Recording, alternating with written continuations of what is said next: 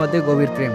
কিন্তু হঠাৎ দরজা ভেঙে ঢুকে পড়লো কয়েকজন লোক, তাদের হাতে আগুন, অস্ত্র, আর চিৎকার করে বলছে, পরীর সাথে প্রেম করবে? এই মেয়েটা অশুভ, ওকে মারতেই হবে। আবিরা চিৎকার কেঁপে উঠলো। পুরো বাড়ি। শামীম চেষ্টা করলো তাকে বাঁচাতে, কিন্তু লোকগুলো নির্মমভাবে শামীমকে হত্যা করলো। এরপর আবিরাকে বেঁধে জীবন্ত কবর দিল বাড়ির দেওয়ালের ভেতরে। চোখের সামনে ভেসে উঠলো সেই ভয়ঙ্কর দৃশ্য।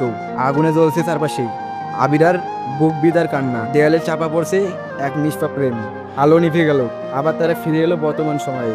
শিমুল কেঁপে কেঁপে বলল, মানে আবিরা মানুষ ছিল, কিন্তু অভিশাপ এখন পড়ি। রিয়া ধীরে ধীরে বলল, এজন্যই সে বলেছিল প্রতারণা তাকে ধ্বংস করেছে। কিন্তু তখনই হঠাৎ রফিকের শরীর কাঁপতে শুরু করলো। সে মাটিতে পড়ে গেল, তার মুখ দিয়ে বেরোলো ভয়ঙ্কর হাসি। হা হা হা, তোমরা ভেবেছো আমি শুধু আবিরা? না, এই বাড়িতে বহু আত্মবন্দী, আমি তাদের রাজা। আজিম আজিম চিৎকার করে উঠল, তুমি কি? রফিকের ঠোঁট বেঁকে গেল। আমি হাবিদরা, মৃত্যুর পর